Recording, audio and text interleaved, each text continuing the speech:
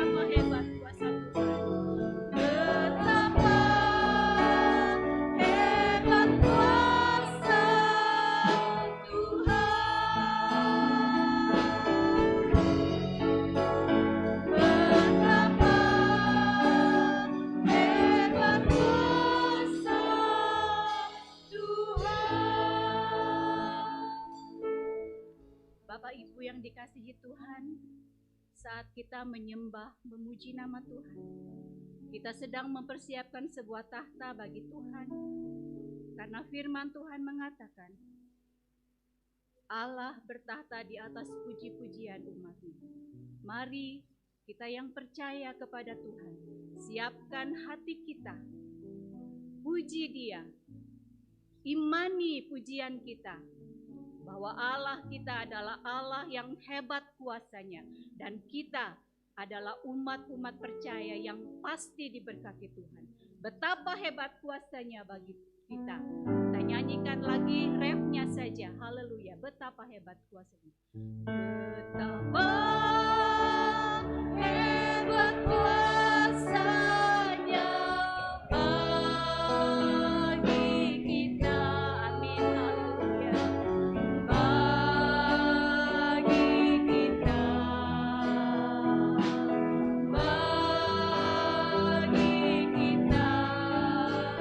sesuai dengan kekuatan kuasanya. Amin. Betapa hebat kuasa Tuhan. Betapa hebat kuasa Tuhan. Betapa hebat kuasa Tuhan. Satu kali lagi, betapa hebat kuasa Tuhan. Betapa hebat kuasa Tuhan. Dengan kasih Tuhan, Ibu Hudianti akan membuka ibadah kita dalam doa. Bapak Onesimus akan membawa. Ada.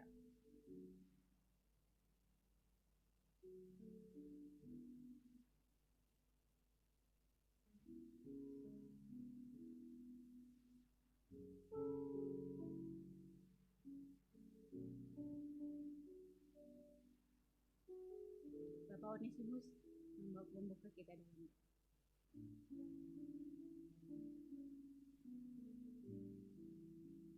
Saudara-saudaraku yang kekasih, mari kita berdoa. Kami mengucapkan syukur kepadamu Bapa yang penuh dengan kemuliaan, kehebatan, yang sudah memberikan kepada kami kerinduan untuk beribadah pada saat ini. Kami sangat beruntung ada di dalam rumah-Mu Tuhan.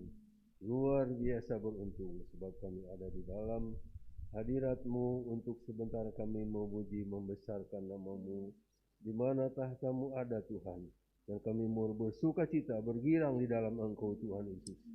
Hantar juga saudara-saudara kami yang sementara di dalam perjalanan ke tempat ini, Tuhan tolong, sehingga mereka dapat tiba bersama kami untuk memuji membesarkan nama-Mu. Engkau memimpin ibadah ini dari awal, pertengahan sampai akhirnya dengan pimpinan kuasa Roh Kudus-Mu Tuhan. Dan kami awali di dalam nama Tuhan Yesus Kristus. Haleluya. Amin. Amin. Haleluya. Silakan duduk. Puji Tuhan. Kita akan sambung pujian kita dengan lagu Berjalan Bersama Dia Ku Tak Takut. Haleluya.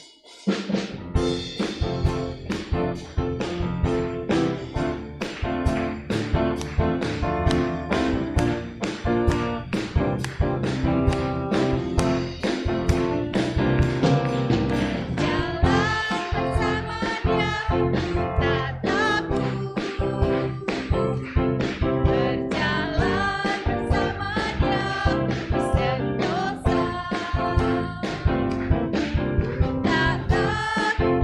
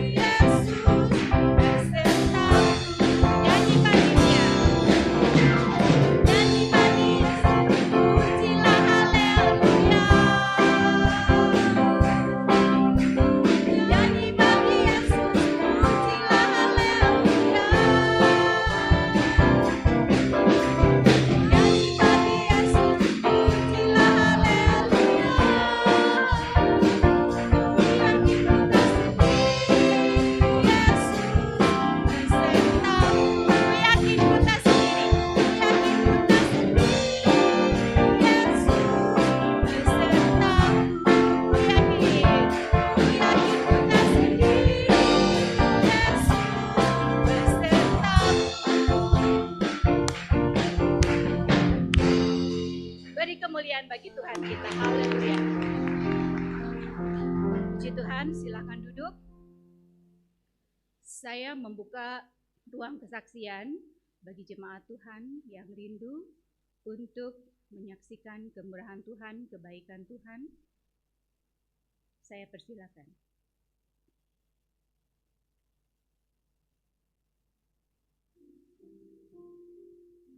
Kita akan nyanyikan pujian Jangan Kamu Khawatir. Haleluya.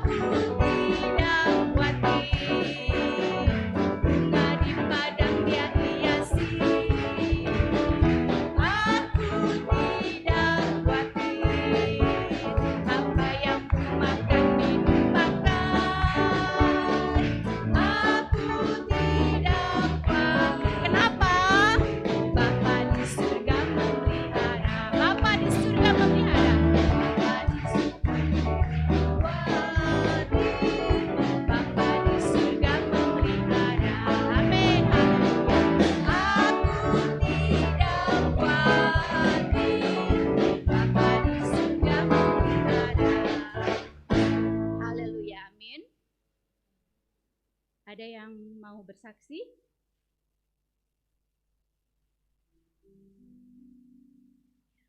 Kita sambung pujian kita dengan sungguh ku bangga Bapa punya Allah seperti Engkau. Haleluya. Mari semuanya kita bangkit berdiri, katakan ku bangga Bapa.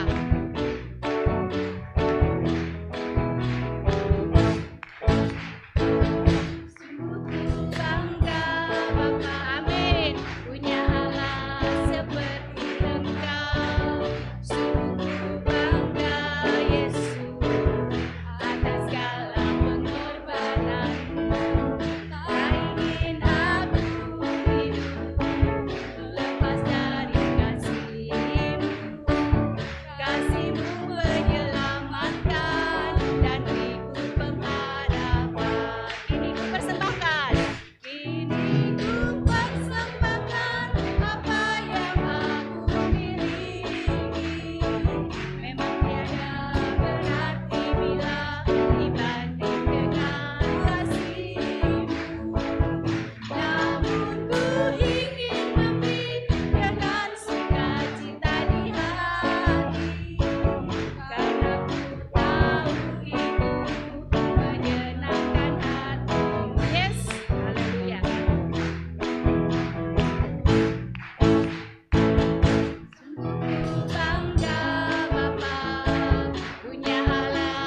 seperti Engkau. Sungguh bangga Yesus atas segala pengorbananmu. Tak ingin aku hidup lepas dari kasih-Mu.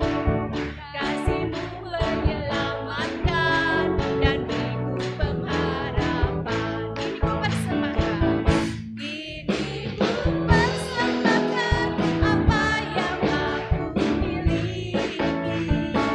Memang tiada berarti bila dibanding dengan kasih-Mu.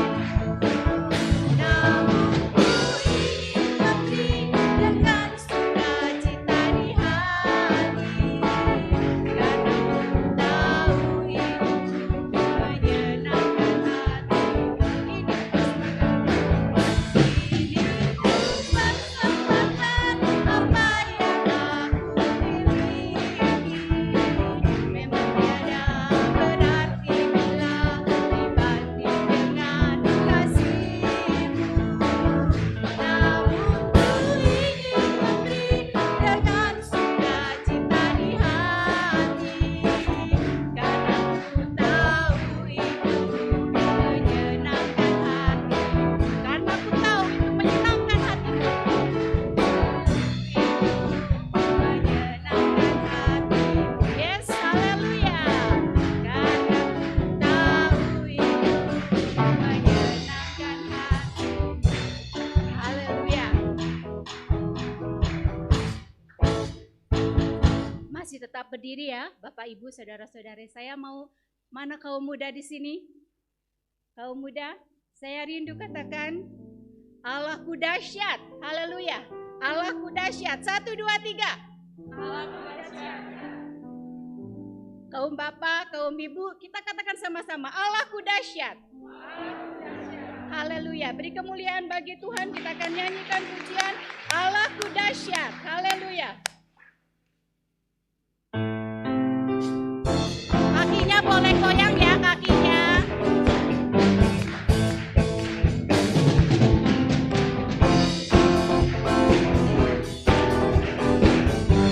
Kaum muda pakai gerakan ya, kaum muda. Dari utara ke selatan, terdengar pujian bagi Allah. Dari barat sampai ke timur,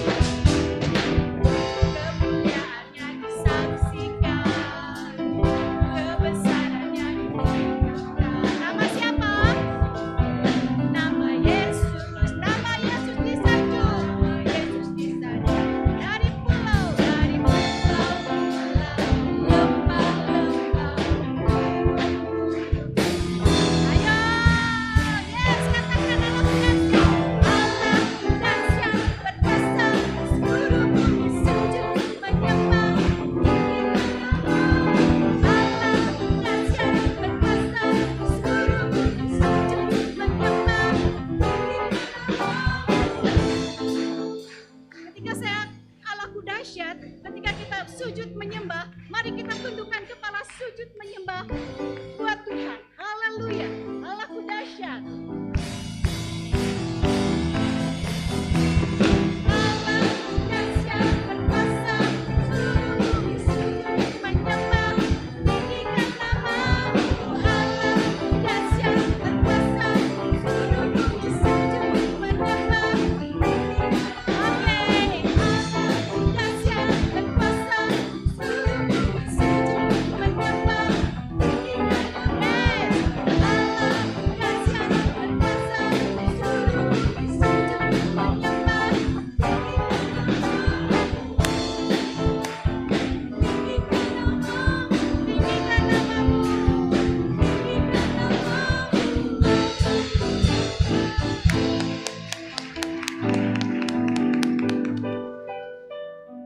Dia Allah yang hebat, Dia Allah yang berjalan bersama dengan kita.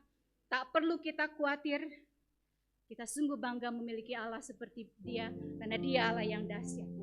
Kita akan dihibur oleh firman Tuhan pada sore hari ini, kita akan diberkati oleh firman Tuhan pada sore hari ini. Kita memiliki Allah yang begitu setia kepada kita. Kasih setiamu yang kita rasakan. Kita nyanyikan pujian ini. Kasih setiamu yang kurasakan lebih tinggi dari langit. Haleluya.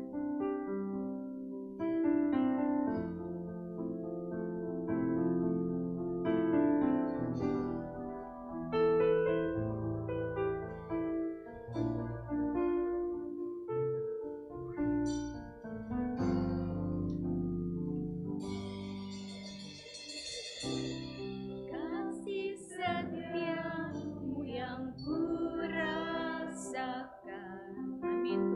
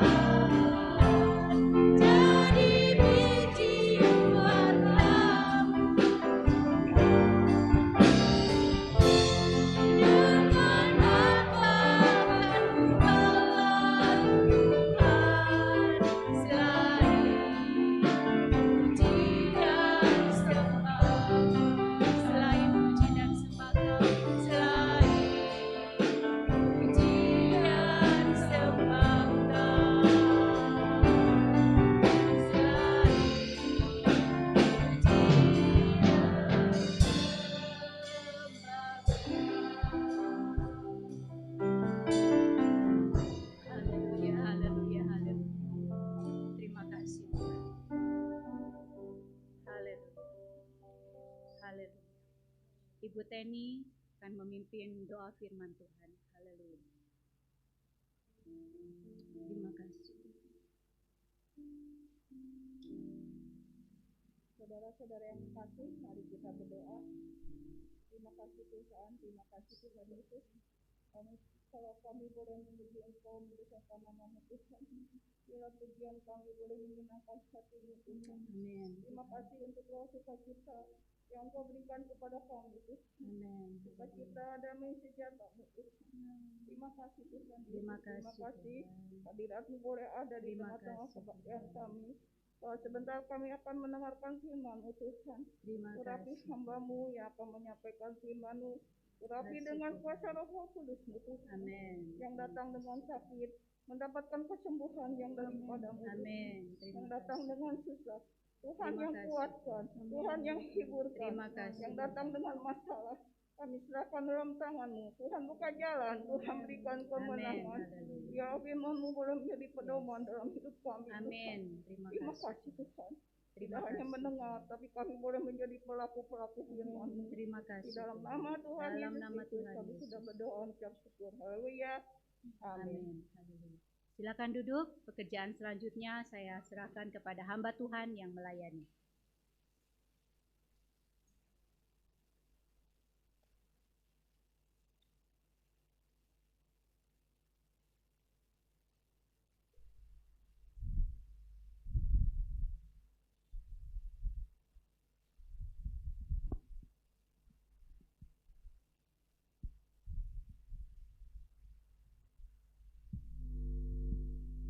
Haleluya. Selamat bertemu kembali di dalam kasih Tuhan kita Yesus Kristus.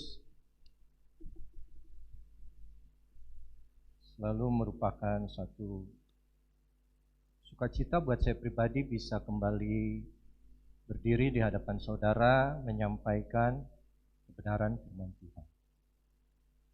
Karena saya tahu ini sebuah kesempatan yang mungkin tidak semua orang bisa dapatkan dan juga untuk saya pribadi tidak akan bisa terus saya dapatkan. Jadi selama saya dan selama saudara masih bisa ada dalam satu ruangan kita belajar mengenai firman Tuhan, itu satu hal yang harus kita syukuri. Saudara yang kekasih, mengingat begitu banyaknya yang meninggal dalam 3 hari belakangan ini, jadi Tuhan gerakkan saya untuk berbicara mengenai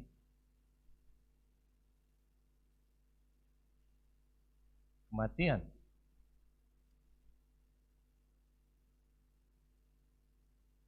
Saya dari dulu lebih suka dan lebih sering datang di rumah duka daripada di pesta pernikahan. Lebih banyak pesta pernikahan dari jemaat Cianjur yang saya tidak datang daripada saya datang ke rumah duka. Rumah duka mungkin ada 10 orang yang meninggal, saya berani bilang 8 atau 9 saya datang ke tempat rumah duka itu. Karena di rumah duka itu kadang mengingatkan kita, khususnya saya pribadi, bahwa hidup ini sementara. Dan selama kita hidup harus waras. Jadi jangan pernah berharap bahwa kita mati nanti kalau saat kita tua atau kalau saat kita sakit. Dari zaman saya sebagai dosen sudah ada mahasiswa yang saya ajar meninggal kamar mandi. Pemain band, teman main musik saya dari dulu yang sudah mendahului saya lebih dari 3 orang. Teman di gereja saya yang sudah mati duluan lebih banyak lagi. Apalagi dalam 2 hari terakhir ini, kalau kita dengar ada pendeta yang meninggal ya. Om Rudi Makal yang 2 minggu lalu saya sampaikan di depan saudara bahwa ada satu pendeta yang masuk ke ICU karena COVID dan dibikin tidak sadar karena harus memiliki ventilator. Akhirnya Tuhan panggil. Satu guru sekolah Alkitab yang penuh hikmat, Om Rudi. Sebelum Om Rudi, ada lagi namanya Om Albert Galela. Pendeta yang umur 75 tahun Tuhan panggil. Dan ini Om Albert ini dia tinggal di Jakarta, tapi setiap kali dia datang ke Cianjur mengajar, yang saya dengar, beliau selalu atau hampir selalu menggunakan bis, kendaraan umum. Di mana turun di depan jalan menuju rumah sakit Sayang Heulang dan jalan kaki sampai ke SAC. Bertahun-tahun dia laksanakan seperti itu. Dan kalau saat dia mengajar, dia tidak pernah duduk, saudara. Om Abe saat mengajar saya saat beliau umur 73. Dia tidak pernah duduk. Sebelumnya Tante Mary Ikhwan juga, guru sekolah Alkitab yang luar biasa setia. Tuhan panggil.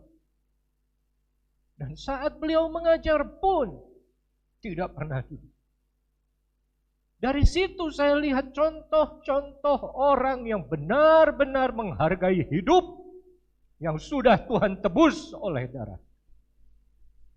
Bagaimana suatu kesetiaan dari Tuhan kita Yesus yang sudah setia sampai mati. Dan mereka bayar semua dengan pelayanannya. Tidak melihat usia, tidak melihat sakit yang mereka punya, tapi mereka setia melayani Tuhan sampai akhir. Saudara, tahun 2020 untuk saya pribadi tahun yang berat. Karena selain ayah saya meninggal, setelah itu juga kalau saudara tahu, pencipta lagu yang hidup ini adalah kesempatan. 2 minggu setelah papa gak ada dipanggil Tuhan. Ada juga suatu penginjil yang luar biasa diberkati Tuhan dengan hikmat yang sungguh-sungguh luar biasa. Orang India namanya Ravi Sakarias, Tuhan panggil. Dan itu semua terjadi pada tahun 2020. Dan satu sisi saya berpikir, aduh mungkin di surga mereka senang ya. Mereka kumpul, bertemu sesama orang-orang yang setia itu, pejuang-pejuang iman.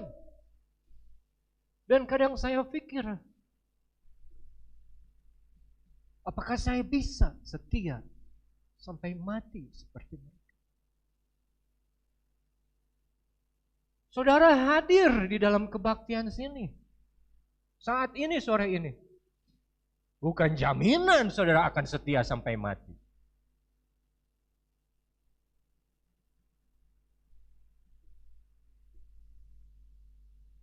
Saudara, kalau berpikir soal kematian,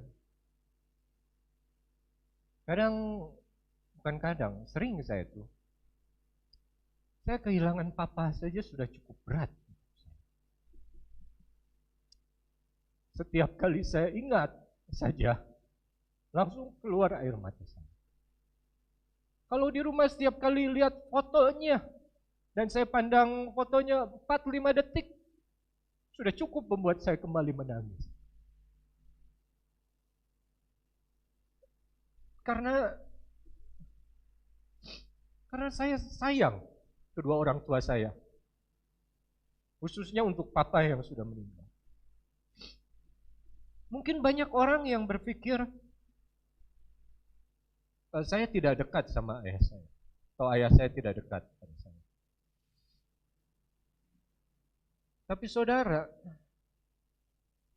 saat papa ada di rumah sakit dan dia di dalam ruang ICU, waktu itu saat ada ventilator masuk ke dalam tubuhnya dan ditidurkan koma selama 3 malam dan dia sadar pada hari keempat.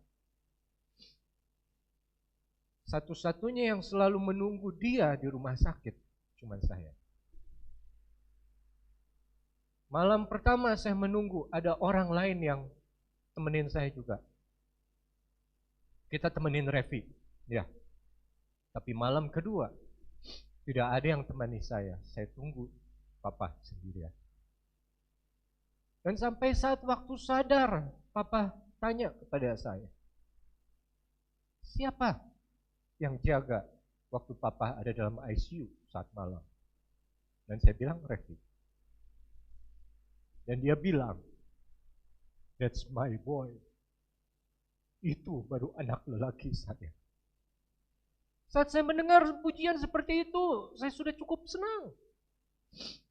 Dan mungkin papa saya juga senang melihat anaknya setia menunggui dia dalam kesakitan. Dan waktu papa juga disemayamkan di SAC, setiap malam saya ada di sana. Dan sama juga saudara, malam pertama banyak yang temenin saya untuk tidur. Tapi malam kedua hanya saya sendiri yang tidur di samping jenazah. Kenapa saya sampai sedemikian rupa melakukan itu? Karena buat saya kematian adalah satu hal serius yang harus kita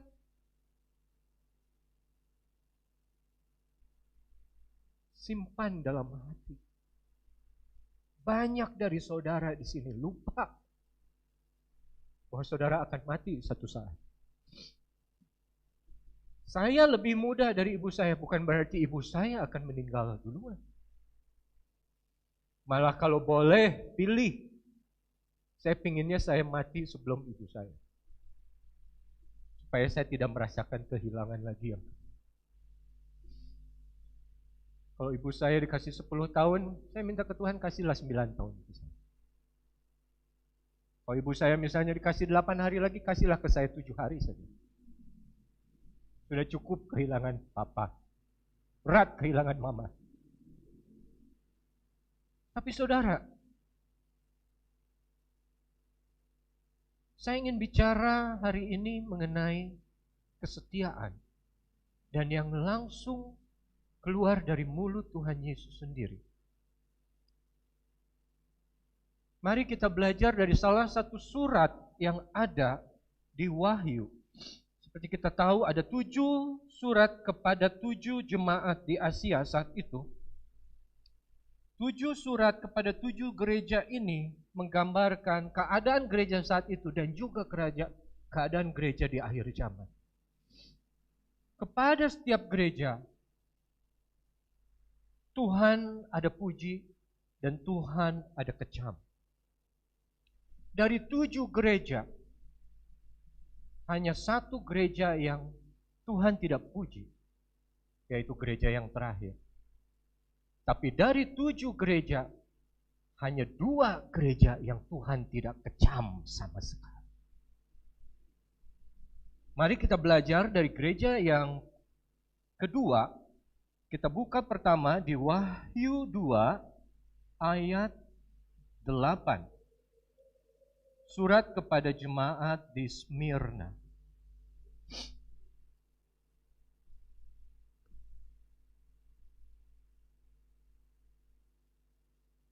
Dan tuliskanlah kepada malaikat jemaat di Smyrna, inilah firman dari yang awal dan yang akhir. Menegaskan dari siapa firman ini keluar. Dari suatu pribadi yang sudah ada. Sebelum segala sesuatu ada dan yang tetap ada. Setelah segala semua yang kita tahu ini akan hilang. Yang telah mati dan hidup kembali. Dan pribadi itu hanya kita dapatkan dalam Yesus Kristus. Satu pribadi yang sudah mau susah, menderita, dan mati untuk kita semua. Dan dia bicara, ini firman dari aku loh. Camkan, aku yang sudah ada dan aku yang akan tetap ada. Aku yang sudah mati untuk kamu. Dan aku yang sudah bangkit mengalahkan kuasa dosa. Ini aku berbicara kepadamu. Dan apa kata-kata yang pertamanya di ayat 9? Aku tahu kesusahanmu. Satu kalimat yang buat saya luar biasa untuk jemaat di Smyrna ini.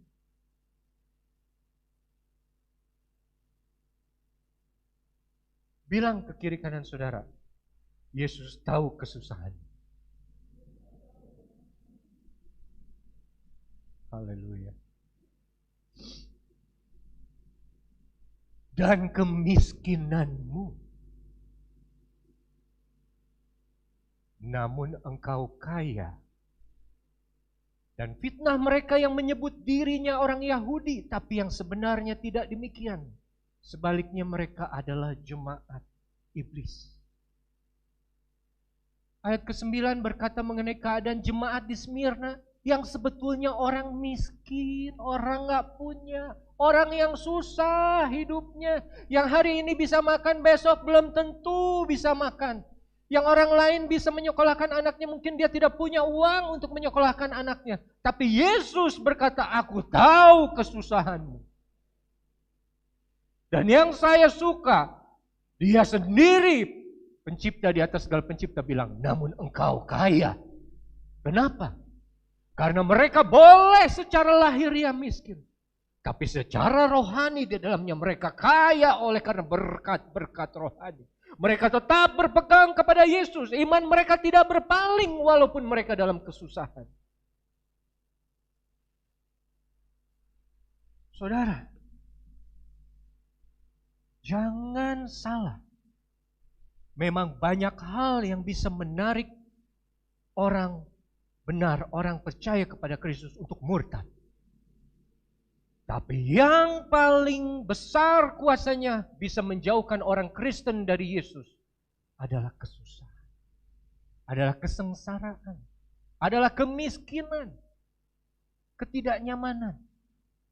Ada satu daerah di Indonesia yang begitu banyak orang Kristen awalnya. Tapi mereka miskin, mereka susah. Dan gereja terlambat menolong. Akhirnya dari agama lain masuk ke situ. Dan mereka diberikan uang. Mereka dibikinkan rumah. Mereka disekolahkan. Malah yang belum bisa nikah, dinikahkan, dikasih istri. Mereka berbalik imannya dari Yesus kepada Allah yang lain. Kesusahan, kesengsaraan bisa membuat kita berubah terhadap Tuhan. Dan ini yang Yesus bilang kepada jemaat Smyrna. Aku tahu kesusahanmu, aku tahu penderitaanmu. Tapi engkau kaya. Itu yang kita mau dapat dari Yesus. Kita diingatkan oleh Tuhan kita bahwa kita ini banyak berkat-berkat rohani di dalam hidup kita. Yang kadang ini tertutup sama kesusahan yang kita alami, kita lupa. Bahwa kalau kita nggak punya kerjaan, oh kalau kita belum ini, kalau kita belum punya ini, kalau kita belum bisa dapat ini, kalau kita belum bisa menghasilkan ini, hidup kita susah. No.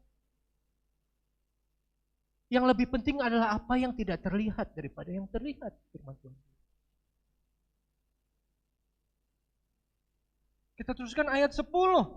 Jangan takut terhadap apa yang harus engkau derita. Sesungguhnya iblis akan melemparkan beberapa orang dari antaramu ke dalam penjara supaya kamu dicobai dan kamu akan beroleh kesusahan selama 10 hari. Kalimat berikut kita baca bersama-sama, 2, 3. Hendaklah engkau setia sampai mati. Dan aku akan mengaruniakan kepadamu mahkota kehidupan.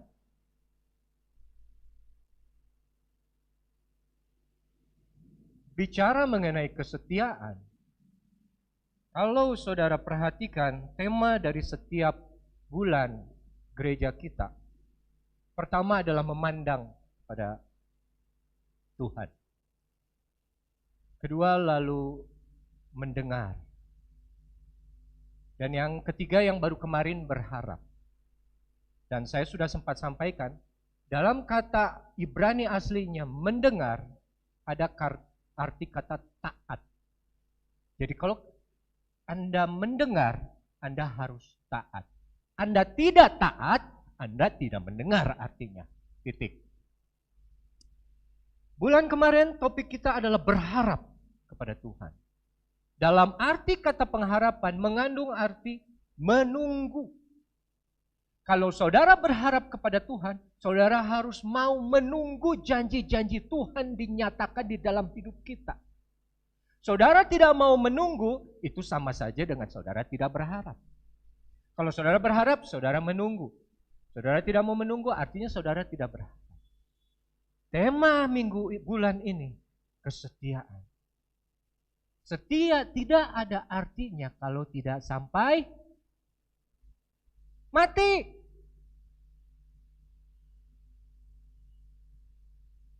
Yang ngomong bukan saya, yang ngomong Tuhan Yesus. Hendaklah engkau setia sampai mati. Kenapa Tuhan ngomong begitu? Karena Dia tahu anak-anaknya ini, orang-orang Israel, orang yang percaya kepada Tuhan itu gampang sekali meninggalkan Dia. Gampang sekali lupa. Gampang sekali berbalik. Banyak hal yang bisa membuat kita tidak setia lagi kepada Tuhan. Dan Tuhan sudah kasih contoh. Seperti khotbah tadi pagi. Setia sampai mati di kayu salib. Dan janjinya siapa yang setia sampai mati akan dikaruniakan. Karuniakan satu hal yang tidak bisa kita dapat. Itu hanya bisa kita dapat karena anugerah Tuhan saja. Dan Tuhan mau kenapa? Kita setia. Kenapa kita setia? Karena memang, saudara, dari awal, manusia diciptakan menurut gambar dan rupa Allah. Jadilah engkau kudus, karena Allah itu kudus. Hendaklah kamu memiliki kasih, karena Allah itu kasih. Jadi kita dituntut untuk menyerupai seperti Tuhan. Sifat-sifat yang ada di Tuhan itu dituntut kepada kita. Jadi saat Tuhan sudah setia sampai mati, maka kita juga dituntut setia sampai mati. Dan akhirnya akan dianugerahkan kepadamu mahkota kehidupan.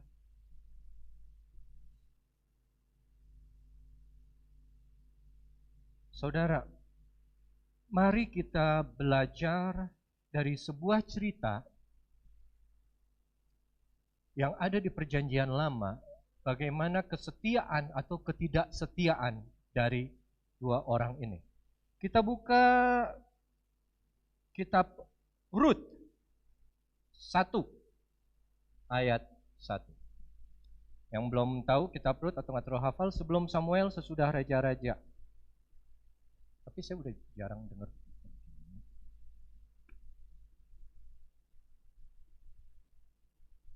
Saya baca ya. Pada zaman para hakim memerintah, ada kelaparan di tanah Israel. Lalu pergilah seorang dari Bethlehem, Yehuda, beserta istrinya dan kedua anaknya laki-laki ke daerah Moab untuk menetap di sana sebagai orang asing. 3 kata yang harus diperhatikan. Pertama, ada kelaparan. Kedua, di tanah Israel. Dan yang ketiga, pergilah seorang dari Bethlehem. Banyak ya. Kelaparan, tanah Israel, dan pergi dari Bethlehem.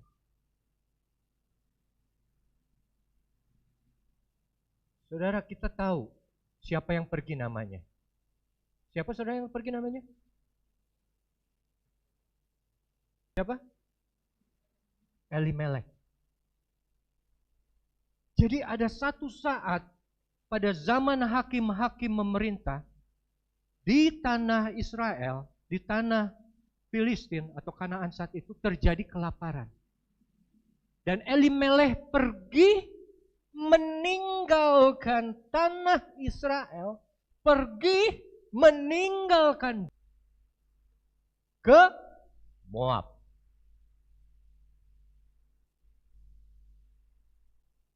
Kelaparan satu keadaan yang tidak pernah menyenangkan untuk siapapun.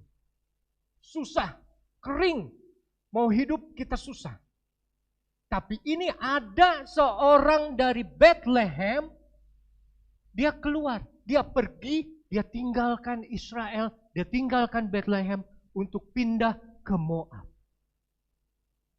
Tanah Israel, tanah perjanjian yang sudah Tuhan janjikan bertahun-tahun dari Abraham, Ishak dan Yakub, dan akhirnya mereka sudah tempati di situ melalui perjuangan yang luar biasa. Mereka bisa tinggal di situ. Tapi saat ada kelaparan, seorang ini, dia disebut seorang, saudara. Kelaparan berlaku untuk siapa? Untuk semua. COVID berlaku untuk siapa? Untuk semua.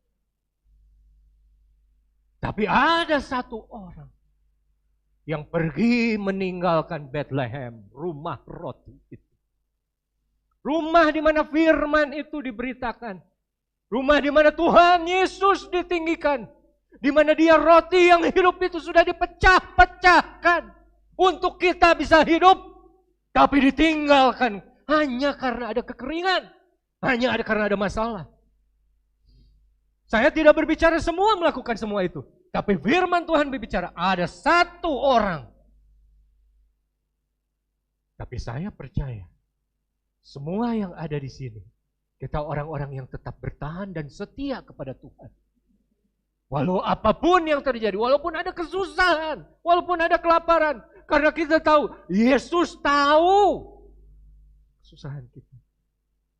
Tapi ini Elimelech, dia pergi, dia tinggalkan Bethlehem. Dan dia masuk ke Moab. Dan dia bawa 2 anaknya dan istrinya untuk tinggal di sana. Saudara, bicara mengenai kelaparan bukan baru pertama kali ini terjadi. Kalau saudara masih ingat saat pertama kali Abraham dipanggil oleh Tuhan pergi Kanaan. Saat dia sampai ke tanah Kanaan, lalu dia mendirikan mezbah. Berapa saat kemudian langsung ada kekeringan, ada kelaparan. Abraham pun pergi meninggalkan tanah yang sudah Tuhan bilang kamu pergi ke situ. Dia tinggalkan karena ada kesusahan. Dia pergi kemana? Mesir. Dan saudara, saat ada kesusahan dan kita tinggalkan Tuhan, tidak peduli hanya sebentar atau berapa lama, akan ada konsekuensi yang kita terima. Oh, Ref, lu tahu dari mana? Tahu dari firman Tuhan. Saat Abraham pergi ke Mesir, dia akhirnya apa? Berbohong. Sarai disuruh ngaku adiknya saja. Dan akhirnya Firaun tahu, marah. Dan Firaun, udah kamu pergi aja. Dikasih harta dan kasih berbagai macam pelayan. Dan kita juga belajar bahwa setelah itu Abraham memiliki pelayan yang namanya Hagar. Seandainya Abraham tidak meninggalkan tanah yang sudah Tuhan janjikan dan lari ke Mesir, ke dunia itu, tentu tidak akan ada Hagar yang dia bawa balik dari dunia. Elimelech dia bawa keluarga. Rut 1 pasal 1 menegaskan ada seorang, bukan satu keluarga, satu desa, seorang membawa keluarganya pergi. Elimelech, dia pergi tinggalkan Bethlehem, dia pergi tinggalkan Israel. Dia lupa ini tanah perjanjian yang sudah Tuhan janjikan. Loh, Ref, kalau tanah perjanjian kok bisa jadi ada kekeringan? Saudara, memang dalam hidup saudara selalu senang. Boleh angkat tangannya sini siapa yang tidak pernah mengalami kekeringan atau kesusahan. Saat itu Israel mengalami kekeringan karena mereka melawan Allah. Dan hukuman yang Allah sudah sampaikan pada zaman Musa, kalau engkau berpaling daripadaku, langit akan seperti tembaga, tanah akan seperti tembaga. Apa yang engkau tanam tidak akan tumbuh. Kelaparan yang terjadi saat itu adalah hukuman atas apa yang orang Israel lakukan.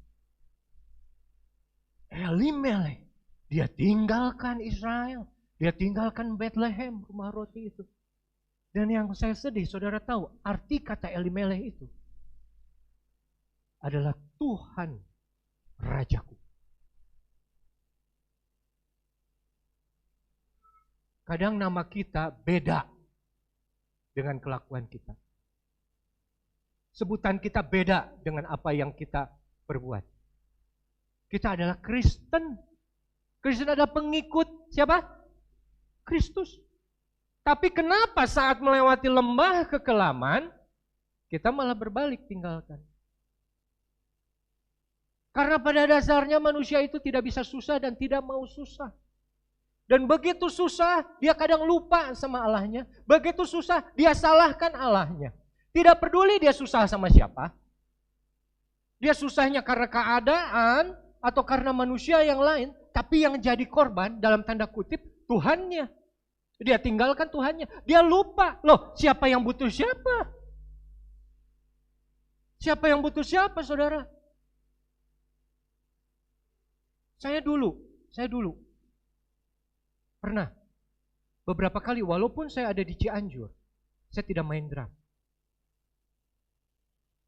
Dan sempat 1-2 orang bertanya, kenapa Rev nggak main drum? Gak apa-apa.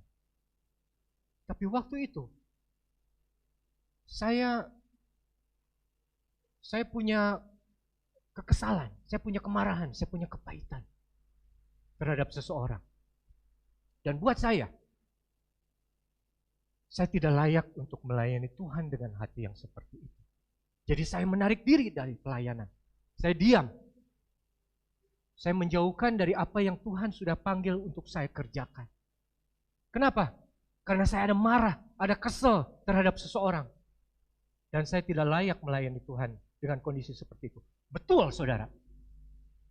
Saudara tidak layak melayani Tuhan di atas segala Tuhan kita dengan hati yang penuh kemarahan.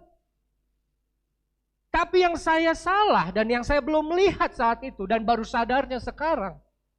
Loh, ya Tuhan, kenapa jadi justru aku yang menjauhkan diri dari hadapan-Mu?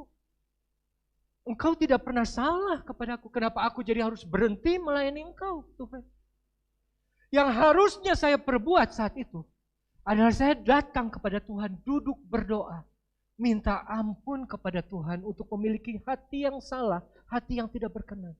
Dan melepaskan pengampunan kepada siapapun yang bikin saya kesal. Dan Tuhan kita Tuhan yang setia. Kalau kita mau minta ampun datang kepadanya, Dia akan ampuni. Nah, ini iblis pintarnya begitu, saudara. Saudara masih ingat di Kejadian 4 saat Kain, korbannya tidak diterima, Habil diterima.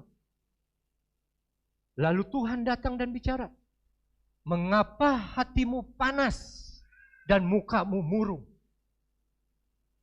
Kalau dalam bahasa Inggrisnya, mengapa hatimu marah dan mukamu murung? Kain baru saja melaksanakan persembahan. Dia baru saja ada di hadapan Tuhan untuk memberikan apa yang harusnya dia berikan. Tapi saat dia lihat adiknya diterima dan dia tidak diterima, panas. Dan Tuhan sendiri yang bicara kepada Kain. Coba, saya agak lupa, kita buka saja Kejadian 4.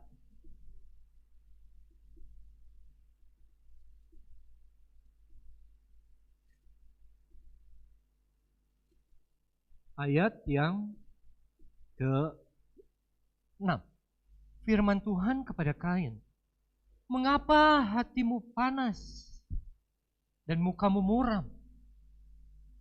Ayat 7, apakah mukamu tidak akan berseri jika engkau berbuat baik? Tapi jika engkau tidak berbuat baik, dosa sudah mengintip di depan pintu Ia sangat menggoda engkau, tetapi engkau harus berkuasa atasnya. Saudara, saat kita panas, saat kita marah, saat kita muram, oleh alasan apapun, itu kesempatan iblis untuk masuk. Tuhan yang bilang, bukan saya. Tuhan tahu kelemahan kita. Dan saat orang marah, dengan siapapun orang marah, orang bisa mengucapkan hal-hal yang nantinya akan dikecewakan. Makanya untuk saya pribadi, kalau saya marah, saya lebih suka diam. Tapi Tuhan bicara, hati-hati saat kamu panas, saat kamu marah, mukamu murung. Dosa sudah mengintip di depan pintu. Kain dikasih tahu Tuhan, dia tidak dengar. Akhirnya apa? Dia bunuh Habil. Asalnya apa? Kesusahan, tidak suka, panas. Apa yang dia perbuat tidak dihargai oleh Tuhan. Saudara, Elimelech pergi, dia meninggalkan Bethlehem. Dia masuk ke Moab. Dan ceritanya apa berikutnya? Apa berikutnya, saudara? Mari kita baca udah. Rut 1 ayat 2. Nama orang itu ialah Elimelech, nama istrinya Naomi, nama kedua anaknya Mahlon dan Kilion. Semuanya orang Efrata dari Bethlehem, Yahuda. Dan setelah sampai ke daerah Moab, diamlah mereka di sana. Nah, mereka ini sudah melanggar, saudara. Satu hal untuk meninggalkan Tuhan, tapi adalah hal yang lain meninggalkan Tuhannya untuk menuju ke satu tempat yang Tuhan sudah larang, jangan pergi ke Moab. Untuk bangsa Israel saat itu sudah ada aturan bahwa jangan pernah kamu pergi ke Moab. Di Ulangan. Tapi dia pergi ke Moab. Dia lawan itu aturan, dia lawan itu Taurat. Hanya karena apa? Karena kesusahan, karena kesengsaraan. Ayat ketiga. Kemudian mati. Mati, saudara. Setiap perbuatan, setiap kelakuan kita meninggalkan Tuhan, ada konsekuensi. Tuhan setia betul. Saya nggak usah lagi khotbah begitu. Tuhan setia udah cukup. Ya dan amin, Tuhan setia. Ya. Masalahnya ada di kita kan. Dan yang kita mau belajar, coba kita belajar supaya kita tidak menjadi seperti Elimelech akhir zaman. Saat ada kelaparan, saat ada kesusahan, pergi meninggalkan rumah roti itu, Bethlehem. Satu kota yang disebut kota Daud. Satu kota di mana yang dipercaya Yesus penebus kita lahir di situ. Dan dia pergi. Akhirnya apa yang dia dapat? Kematian. Aduh saudara, matinya di mana? Di Moab. Matinya di dunia. Nggak sempet dia balik lagi.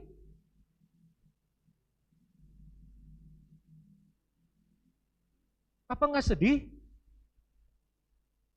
Lahir di mana, dibesarkan di mana, terus kita pergi tinggalkan itu. Kita mati di Moab. Di daerah yang Tuhan tidak suka, Tuhan tidak benci. Lambang dari dunia. Jangan pernah tinggalkan Tuhan, walaupun keadaannya susah seperti apapun. Itu firman Tuhan. Pilihannya terserah saudara.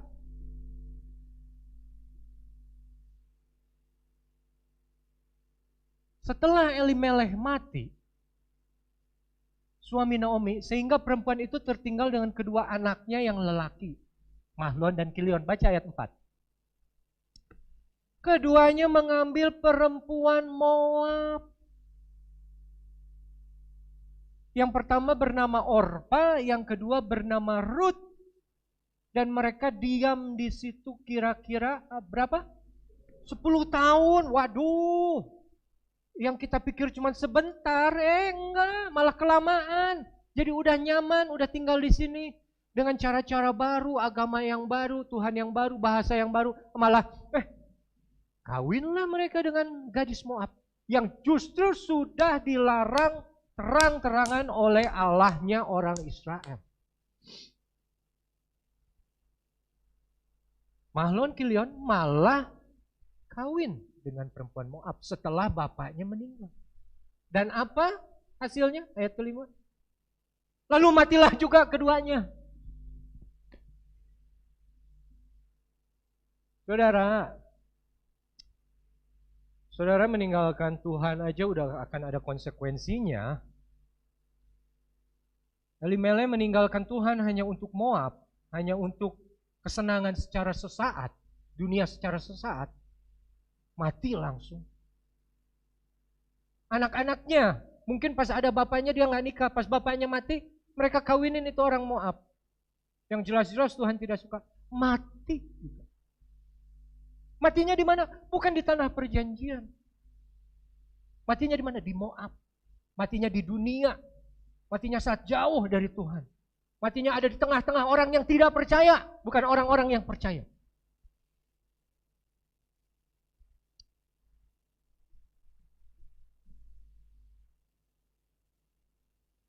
Nah, saudara,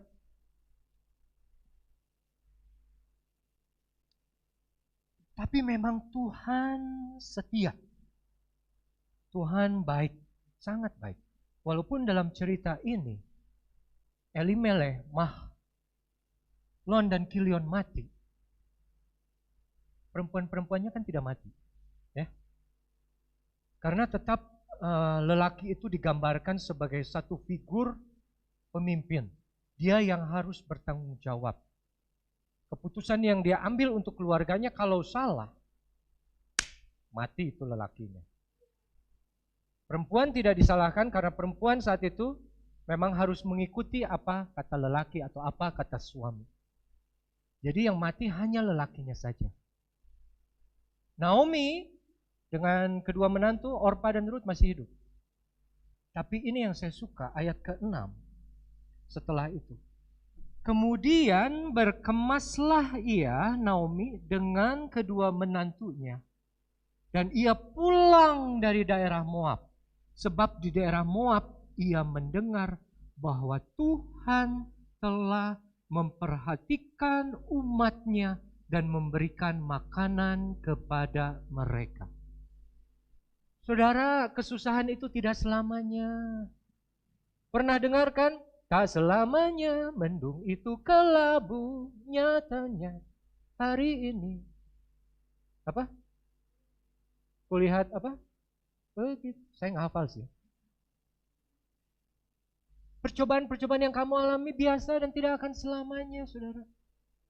Dan yang saya suka, saat ada kabar baik dari Tuhan, kebenaran yang keluar dari mulut Tuhan, apa yang Tuhan sudah lakukan, nyampai ke telinga Naomi.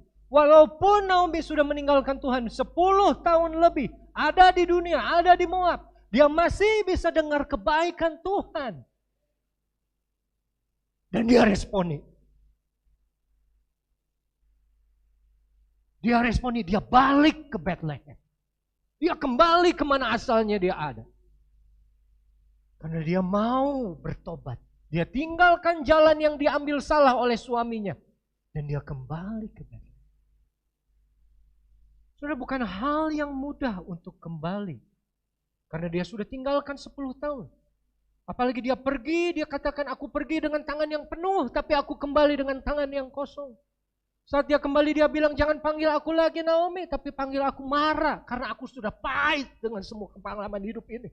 Tapi sepahit apapun Naomi alami, dia tetap ingat kebaikan Tuhan. Dan dia mau dengar kabar tentang Tuhan. Dan dia bertobat kembali kepada Tuhan. Saudara boleh, bukan saudara boleh, saudara mungkin pernah lupa atau tinggalkan Tuhan. Malas kebaktian, malas doa. Ini live ya. Oh ya, saya mau katakan kepada saudara semua yang nonton di rumah. Jikalau di kota saudara sudah ada kebaktian yang dilaksanakan di gereja, datang di gereja. Jangan nonton dari rumah. Beda. Kebanyakan orang pikir cukup nonton dari rumah. Dari ranjang, sambil kaki diangkat. Terus, nyatu. Kaki diangkat, arek naon, kaki kehandap gitu kan. Ranjang begitu kan. Gitu. Terus dipanggil sama istrinya. Kok? Oh ya, gedeng. Kunaon? Eta barudak can dibere-dahar. Oh, kayak urang pesen Grab.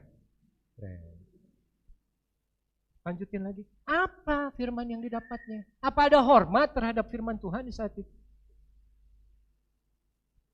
2 minggu lalu, kaum muda saya undang pengkhotbah dari Jakarta. Dia bilang, dia jadi pengerja di gereja Om Mandai, Ketapang, dan Keramat. Dia bilang, saya senang bisa khotbah di sini, saya bersyukur. Kenapa? Karena di gereja saya di sana belum bisa ada kebaktian. Dan ini yang kadang kita lupa. Rumah roti ini sudah terbuka untuk kita. Dan tetap kita tidak mau datang kepadanya. Kita tetap ingin tinggal di zona nyaman kita. Dan Naomi, dia mau kembali ke Bethlehem. Dia mau dengar kabar baik itu. Dan dia sikapi dengan tepat. Dan yang saya suka, 2 menantunya orang Moab itu ikut. Dan pendek cerita saudara, saat mereka ikut, di tengah jalan langsung, sedang mereka menuju Bethlehem. Naomi bilang, sudah kalian pulang saja. Cari saja suami yang lain. Aku sudah tidak bisa lagi memberikan anak yang baru untuk kau nikahi. Jadi pulang saja, masa engkau mau menunggu aku punya anak dan tunggu anaknya sampai besar lalu engkau akan nikah? Pulang saja. Jangan, kami tidak akan meninggalkan engkau. 2 orang itu berkata. Tapi akhirnya, pulang saja. Kembali ke keluargamu, kembali ke Allahmu, Naomi berkata. Dan akhirnya kita tahu. 2 menantunya dia katakan begitu. Orpa kembali. Tapi Ruth, dia tetap dengan Naomi.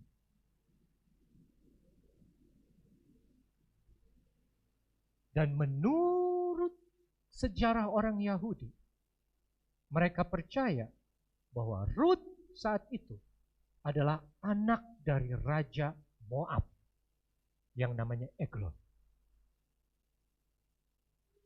Dan Orpa kemungkinan juga adalah adik kakak dengan Ruth. Dua-duanya anak Raja Moab.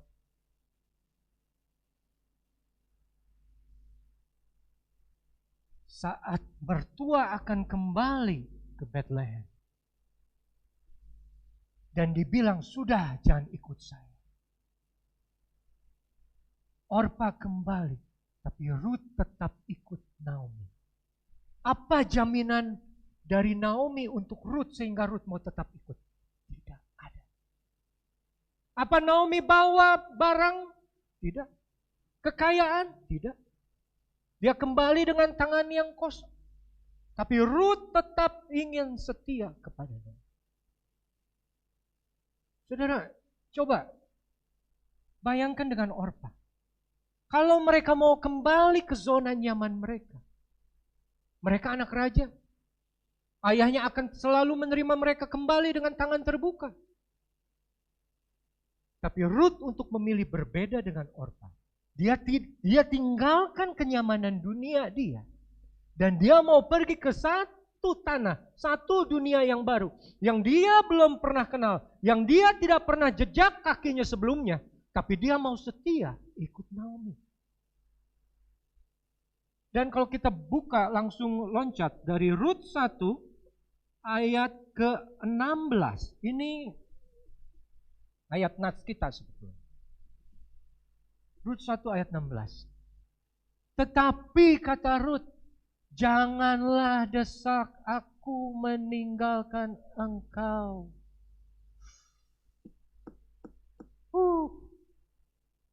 Di mana ada menantu kayak begini ya? Kadang menantu tuh belum nikah aja kan calon menantu teh geus ngomongnya ke calon suami. Nanti kalau udah nikah jangan tinggal sama mama lu ya. Ya enggak, iya tuh pasti ada aja ada yang gitu mah. Janganlah desak aku meninggalkan engkau. Jadi ini orang dia enggak perlu Elimelech meninggalkan tanahnya karena kesusahan. Dia nggak perlu alasan dari lain untuk dia meninggalkan Naomi. Dia memang ingin ikut, dia tidak ada alasan untuk meninggalkan Naomi. Walaupun Naomi bilang pergi, tapi dia jangan desak aku meninggalkan engkau. Dengan pulang dengan tidak mengikuti engkau. Catat nih saudara. Sebab kemana engkau pergi, ke situ jugalah aku pergi. Di mana engkau bermalam, di situ jugalah aku bermalam. Bangsamu, bangsaku, dan Allahmu adalah Allahku. Oh, luar biasa. Yesus berkata, akulah jalan. Tidak ada yang bisa sampai kepada Bapa kalau tidak melalui aku. Dan kita tidak akan sampai kemana-mana kalau tidak kita mengikuti Yesus. Jalan yang sudah dia bukakan. Jalan yang tidak pernah ada, dia bikin ada untuk mencapai keselamatan itu. Makanya dia ngomong, kemana engkau pergi, aku akan pergi. Kesetiaan seperti Rut itu yang harus kita miliki, bahwa kemana Yesus pergi, kita ikut. Tidak peduli keadaan seperti apapun susahnya. Orang bisa mengecewakan, suami bisa mengecewakan, istri bisa mengecewakan, orang tua bisa mengecewakan, anak bisa mengecewakan, saudara. Bikin hati kita susah. Tapi kita tetap mau berpegang. Kemana Yesus pergi, aku akan ikut dia. Saudara, kita tidak pernah bisa atur keadaan, kan? Kesulitan, kesusahan kita tidak bisa kontrol. Seperti yang saya bilang, kelaparan yang terjadi bukan untuk Elimelek saja, untuk semua bangsa Israel. Covid yang terjadi bukan untuk kita saja, untuk seluruh dunia. Kesusahan yang ada, itu baru satu situasi, kondisi yang Tuhan izinkan untuk semua orang dari kita. Tapi apa yang kita responi terhadap kesusahan yang ada itu yang akan membuat cerita kita berbeda dengan cerita orang. Semua orang mengalami kesusahan yang sama. Ada orang yang boleh mundur, ada orang yang boleh takut, ada orang yang boleh tinggalkan Tuhan. Tapi jika saudara tetap setia beriman kepada Dia, saudara akan seperti Rut. Kemana Tuhan pergi, aku akan ikut Dia. Saudara bikin cerita saudara seperti cerita Rut. Bikin cerita saudara seperti cerita Yesus yang setia sampai mati. Saudara pikir kesusahan hanya saudara saja? Tidak. Semua kita susah dalam keadaan begini. Saudara pikir hidup saya senang terus? Tidak. Tapi saat saya mengalami kesusahan, saya tetap mau beriman kepada Tuhan dan saya mau pegang kepada Tuhan. Tuhan, Engkaulah juru selamatku. Aku tetap mau mengikuti Engkau kemanapun Engkau pergi.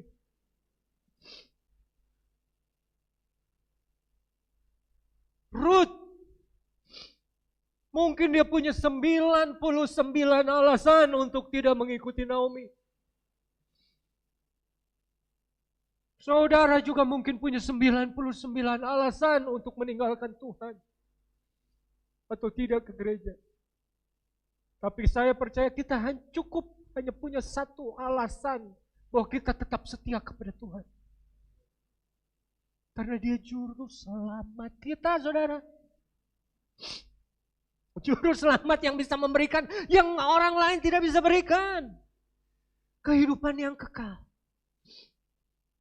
Yesus berkata, jangan takut terhadap mereka yang bisa membunuh tubuh, tapi tidak punya kuasa atas jiwamu. Lebih baik takut kepada Allah yang berkuasa untuk membinasakan jiwa dan tubuhmu di neraka. Saya tidak takut-takuti saudara. Tapi itu firman Allah. Berapa kali, berapa sering kita lebih takut sama hal-hal yang sebetulnya tidak perlu takut. Dan kita lupa yang harus kita takut itu sebetulnya siapa. Ya memang ada kata-kata kan. Orang dan Tuhan benci dosa. Tapi Tuhan sayang dengan orang yang berdosa. Betul. Makanya dia mau mati. Tapi jangan lupa. Yang dilemparkan neraka juga orang yang berdosa. Yang tidak mau terima. Dan Ruth dia bilang, dia tidak saja pergi menurut jalan Naomi, tapi di mana Naomi berhenti, di mana Naomi tinggal, di situ juga aku akan bermalam. Pergi saja tidak cukup, mengikuti Tuhan Yesus saja tidak cukup, tapi di mana saat Tuhan Yesus berhenti di situ, kita diam. Saat Tuhan bergerak, kita ikut. Saat Tuhan bilang jalan ke sana, kita jalan. Tapi saat Tuhan bilang diam di sini, jangan kemana-mana, kita diam.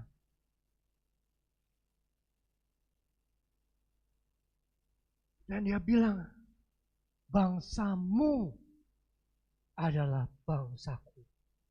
Satu nubuatan yang luar biasa keluar dari orang yang tidak mengenal Yahweh, yang tidak mengenal Tuhannya bangsa Israel. Tapi dia mau mengucapkan suatu profesi, satu nubuatan.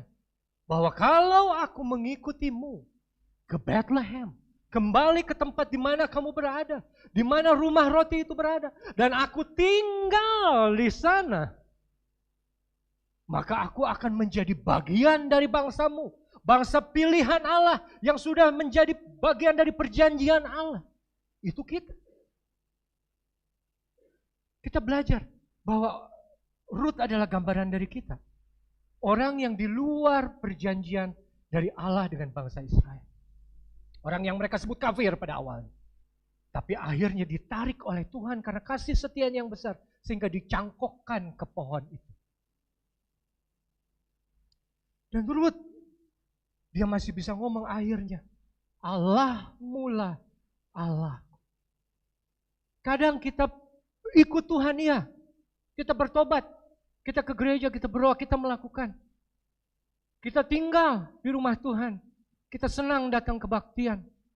Tapi kadang kita lupa siapa Allah kita.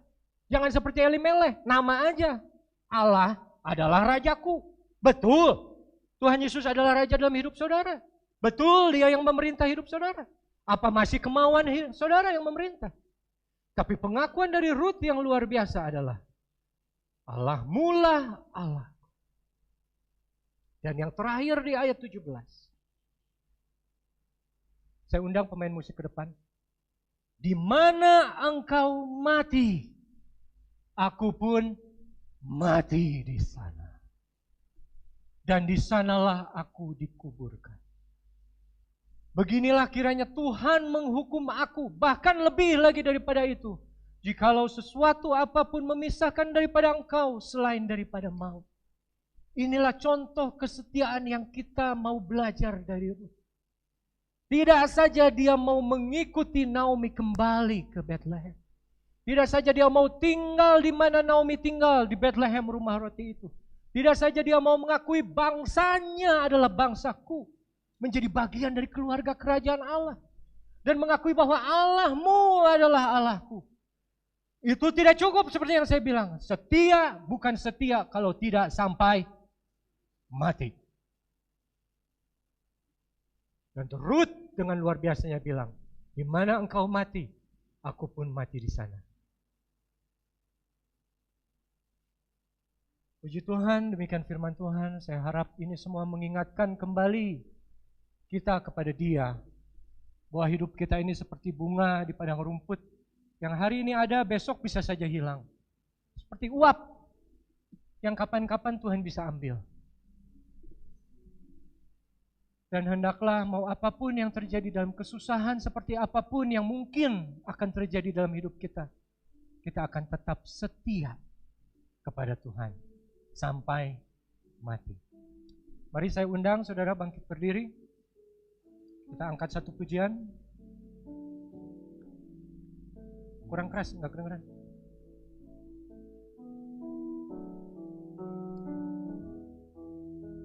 Seperti wanita mengurapi, menangis di bawah kaki. Demikian hidupku mau mengasihimu, Yesus engkau baik bagi. Seperti wanita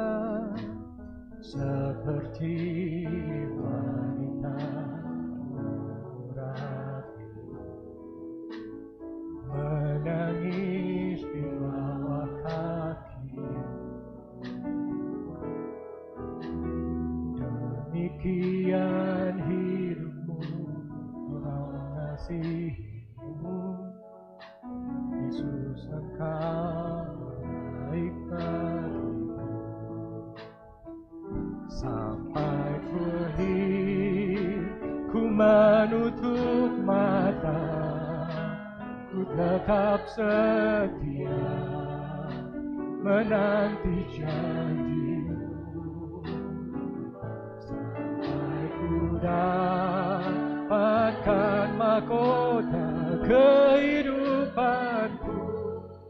Ku tetap setia melayani-Mu. Mari kita nyanyikan sekali lagi dengan iman bahwa kita mau setia hidup untuk Tuhan. Seperti jangan pernah mundur, saudara. Jangan pernah lari tinggalkan Tuhan. Ya, hidup boleh susah. Hidup boleh tidak berjalan seperti yang kita inginkan. Tapi kita punya Yesus yang sudah setia kepada kita.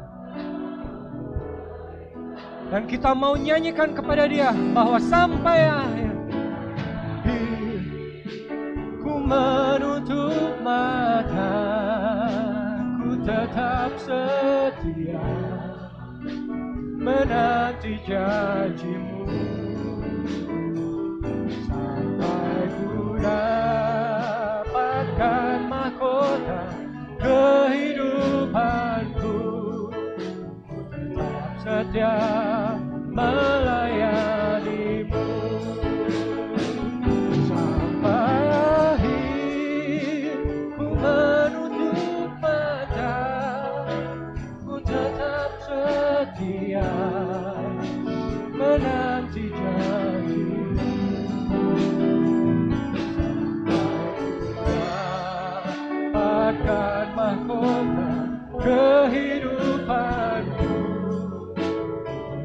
Setia melayani-Mu, ku tetap setia, ku tetap setia melayani-Mu, tetap setia melayani-Mu. Haleluya, haleluya. Terima kasih, mari kita berdoa. Tuhan, kami kembali datang kepadamu pada sore hari ini dengan penuh pengakuan, dengan penuh kelemahan kami datang kepadamu, merendahkan hati di hadapanmu. Dengan segala ketidakberdayaan kami mohon kepada Engkau, Yesus. Tuhan, begitu banyak yang harus kami hadapi dalam hidup ini. Terlalu banyak kesusahan, terlalu banyak kesengsaraan. Apa yang harus kami alami tidak seperti yang kami inginkan, Tuhan. Tapi kami percaya, kami mau percaya Engkau Tuhan tetap setia. Dan kami juga mau belajar dari Ruth, Tuhan.